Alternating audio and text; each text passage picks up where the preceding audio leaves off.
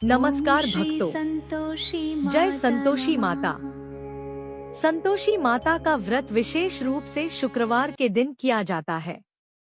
यह व्रत सुख, शांति और मनोकामना पूर्ण करने वाला माना जाता है। एक समय की बात है, एक वृद्धा थी, उसके 7 पुत्र थे। 6 पुत्र बहुत मेहनती थे, काम करते थे, कमाते थे और अपने परिवार के साथ सुखी जीवन जीते थे। लेकिन 7वां और सबसे छोटा पुत्र बिल्कुल अलग था। वह न तो कोई काम करता था और न ही किसी जिम्मेदारी को समझता था। 6 भाइयों की पत्नियां भी अपने अपने घर को अच्छे से संभालती थी, लेकिन सबसे छोटे बेटे की पत्नी बहुत ही सरल, भोली और सहनशील थी। वह घर के सारे काम करती, सबकी सेवा करती, फिर भी उसे कभी सम्मान नहीं मिलता था।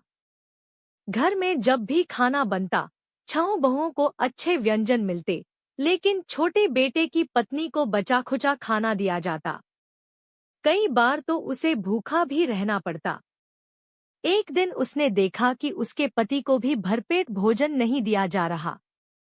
यह देखकर उसका दिल टूट गया। उसने अपने पति से कहा, आप कुछ काम क्यों नहीं करते? हमें हमेशा अपमान। यह सुनकर उसका पति सोच में पड़ गया। अगले ही दिन उसने घर छोड़ने का निर्णय लिया और काम की तलाश में बाहर चला गया। घर से दूर जाकर उसने मेहनत करनी शुरू की।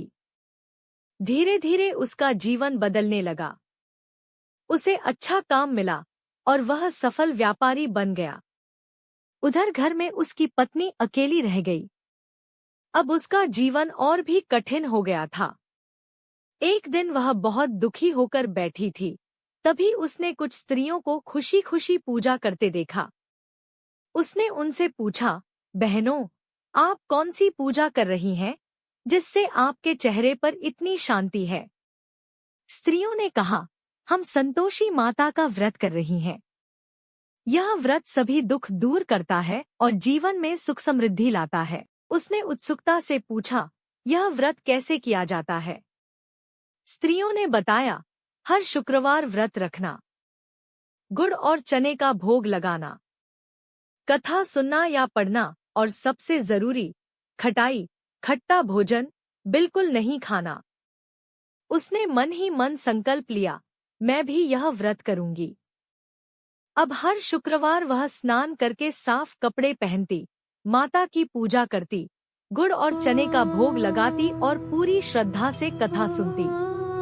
धीरे धीरे उसके चेहरे पर भी शांति आने लगी। उसका विश्वास मजबूत होता गया।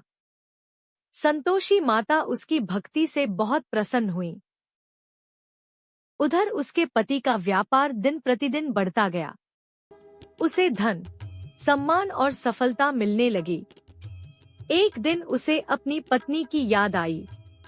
उसने सोचा, मैं इतना सब कुछ पा गया, लेकिन अपनी पत्नी को छोड़ आया। वह तुरंत अपने घर लौट पड़ा। घर पहुंचकर उसने देखा कि उसकी पत्नी अब भी वही सादगी और भक्ति में लीन है। उसने अपनी पत्नी को सम्मान के साथ अपने पास बुलाया और कहा, अब हम अलग रहेंगे और नया जीवन शुरू करेंगे। दोनों खुशी खुशी रहने लगे। लेकिन सुख ज्यादा दिनों तक टिक नहीं पाया। घर की बड़ी बहुएं जलने लगी। उन्होंने सोचा, यह कैसे खुश हो गई। एक दिन जब व्रत का समापन था, तब उसने बच्चों को भोजन कराने का निश्चय किया। उसकी जेठानी ने बच्चों को सिखाया कि खाना खाते समय खटाई मांगना। जब बच्चे खाने बैठे तो उन्होंने कहा, हमें खटाई चाहिए। वह भोली थी, उसने बिना सोचे खटाई दे दी। बस यही गलती हो गई। व्रत का नियम टूट गया। संतोषी माता इससे नाराज हो गई। अचानक उसके जीवन में फिर से दुख आने लगे। पति का व्यापार नुकसान में चला गया। घर में कलह बढ़ गई। सुख शांति खत्म हो गई। वह समझ गई कि कहीं न कहीं उससे गलती हुई है। वह बैठकर सोचने लगी, मैंने क्या गलत किया? तभी उसे याद आया, मैंने खटाई दे दी थी। उसकी आंखों में आंसू आ गए। उसने तुरंत माता से क्षमा मांगी। हे माता, मुझसे भूल हो गई, कृपया मुझे क्षमा करें। फिर उसने दोबारा व्रत शुरू किया, इस बार और भी अधिक श्रद्धा और नियम के साथ। संतोषी माता उसकी सच्ची भक्ति से फिर प्रसन्न हुई। धीरे धीरे सब कुछ ठीक होने लगा। पति का व्यापार फिर से बढ़ने लगा।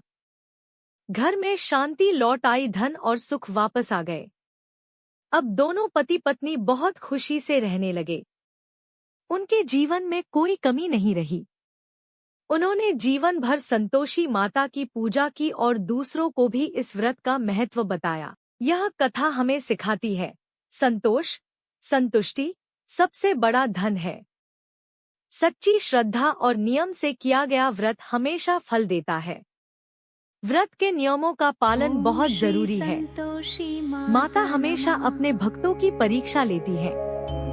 जो भी श्रद्धा और विश्वास से संतोषी माता का व्रत करता है, उसके सभी दुख दूर होते हैं और जीवन में सुख समृद्धि आती है।